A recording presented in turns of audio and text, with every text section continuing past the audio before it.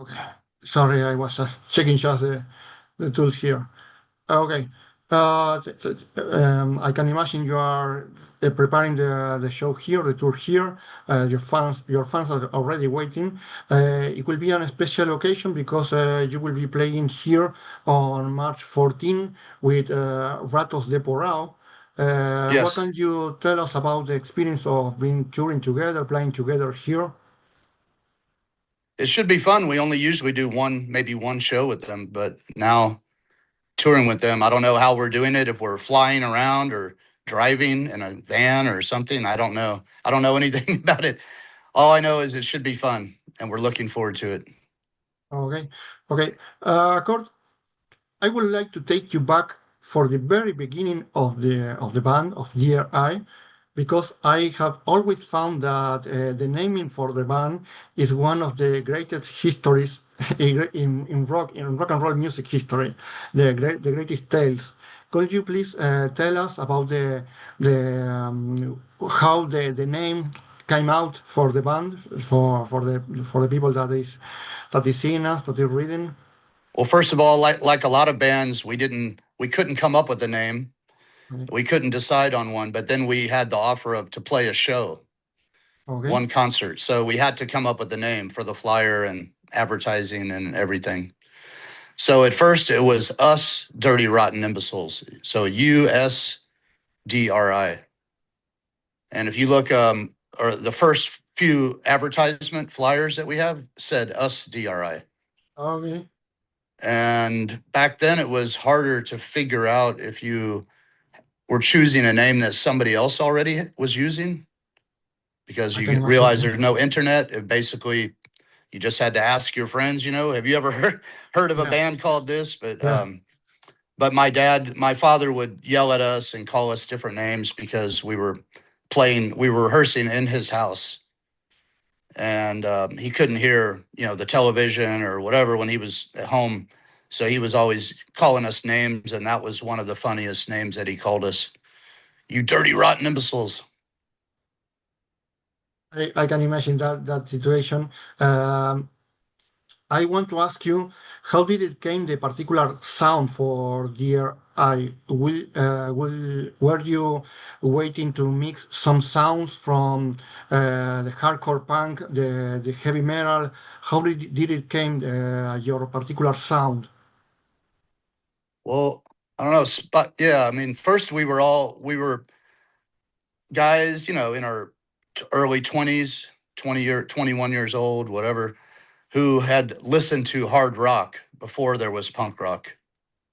So Okay. we liked the hard stuff, the hardest rock Yeah. back then. And Yeah. then when we heard punk rock, we liked that even better because it's even more aggressive and faster and young sounding, whatever you want to call it. So we all liked that, but we also all liked the old hard rock. So it was only natural that we kind of put it together a little bit, mixed it up, made crossover. Okay. Are you comfortable with the term crossover trash? You feel Sure. that okay, it identifies your music, your musical proposal. Describes it very well, I think. Okay, okay, okay. Um, what can you name? What can you say that are the main points for the crossover trash? What characteristics has to have a band to be considered exploring the crossover trash sound? Huh.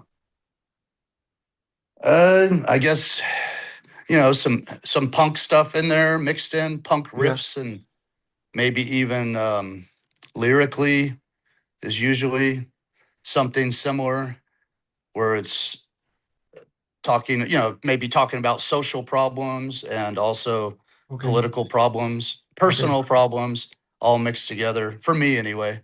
And with some metal and moshing riffs and stuff mixed in. So I'm not a big one on labels.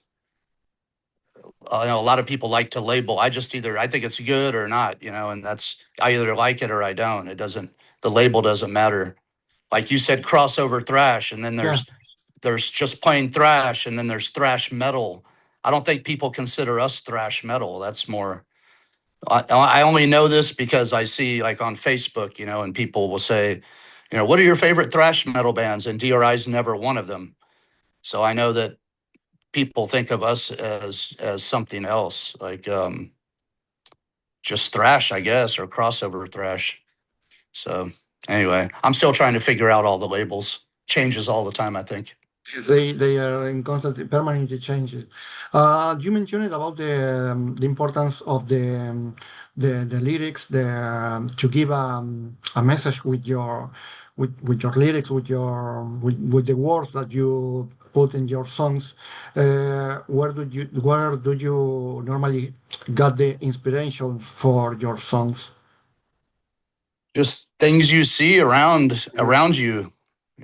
Spike wrote that song, "Tear It Down," and that was about tearing down the barriers between the metal and the punk scene. And that was something we were living every day and thinking about, and yeah, I might read an article in the paper. We have a song called "Give My Taxes Back," because I was, seeing in the newspaper like how much of our taxes were going to this and going to space exploration and things, but then you still have people starving and living in the street, and you just start thinking about it, start thinking and like, well, we could use the money for this instead of that. And, yeah, I'm always thinking and reading and observing. Okay, that is important. You consider the DRI it's more like a live band rather than an studio kind of band. I mean that because it's been a long time since your last record. Right. It I was mean, a me decision. personally, yeah, Okay. me personally, I don't Oh, really like being in the studio. all right. That's Yeah. just me. The other guys might love it. I mean, they probably love it, but for me, I just was never. I'm not technically savvy with mixing and recording and all that stuff. And to me, it's just boring Yes. in comparison to playing live. I like playing live. It's every night. Every night is different. Going to the studio, maybe it's doing the same chores I mean, there's once. something interesting. There's something good and interesting about going in the studio. For instance, if you've already got the songs and you've been working on, and then you go in there and the first time you hear it with the proper equipment and recording and sound, and you're like, wow, that sounds better than I thought, or that sounds worse than I thought it would, or whatever. Yeah, there's something interesting about it, but it, loses its luster for me. It's just kind of boring for me. Oh, okay, good response. Um, you will be playing here Saturday, March 14, Teatro Flores with Ratos de Porao. What can your fans in Argentina expect for the show that is going to happen in just a few weeks? Hold on a sec. Oh, darn it. Oh, yeah. Um, yeah, we're working. Like I said, we're working on the songs that we're going to play. We play for 1 hour and a half, and we'll play songs, our favorite songs and songs, hopefully your favorites too, from all of the albums. All right. So all of the records will be represented by hopefully the best songs that we had on that album. All right. Good. But we're trying to put it into a proper order that sounds really good. Okay, that maybe sometimes it could be the most difficult thing, right? To choose the order for the songs in the set list, or it is not as difficult as it seems outside a band. It can be, yeah. Well, the thing is, there's so many different orders you can do, and you have to try it out and see which one sounds better. For instance, I think it was the last U.S. tour we did, and the first we had we made a set list of all the order of the songs, and we were all happy with it, I guess. And then when we got out there and we played them, I personally didn't think that it sounded good the way the order that it was in, right? So after the show, I mentioned to the bass player, I think, and I said, "Man, that I didn't really like that order very much." And he said, "I didn't either." And then everybody in the band said that, right? We Okay. all had the same feeling that something was off, and we switched a few songs around, And the next night we played, and told everybody, I said, that was great. It sounded perfect. And we all agreed.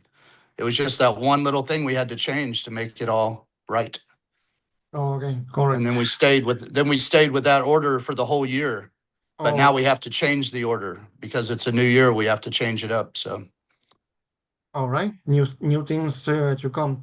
Finally, Kurt, there is something you want to say to your fans here that are waiting for the next month to see DRI live Yeah, again. we're really looking forward to it. We all wish we could come down there and play every year. Okay. And last time we played, Spike couldn't make it, but he'll be there this time. So there's that big bonus there. And yeah, we wish we could play every year, but I guess without a new album, it's kind of difficult to come down there every year. Like in the US, we play every year, but in South America, we can only do it once every 3 years. Okay. Okay. Yeah. Unfortunately for us. Yeah, but your fans will be giving you a warm welcome for sure because they are expecting for it. Thank you so much, Kurt, for your time. Thank you so much for this interview. Hoping to see you really soon here. Oh, one more thing. People Yes. are all, people in America and Europe are always telling me to please bring this lineup to the United States and to Europe with Ratos. Oh, okay. In other words, they're very jealous. Yeah. It will be a great event to see both bands here together, for sure. Yeah. For sure. Yeah, we're making a lot of people in the world jealous, and maybe they'll come to South America. I don't know, to watch it or see Or it. they should come. They should come here. They still have a month to try to pick up a flight. Okay, It's going to Kurt. be legendary. Absolutely, absolutely, and we are already waiting for it. Uh, okay, Kurt. Thank you so much for your time. Thank you so much for this interview. Hoping to see you really soon here in Argentina. All right. Take care, man. Have a nice day. Thank you. Bye. Thanks. Thanks.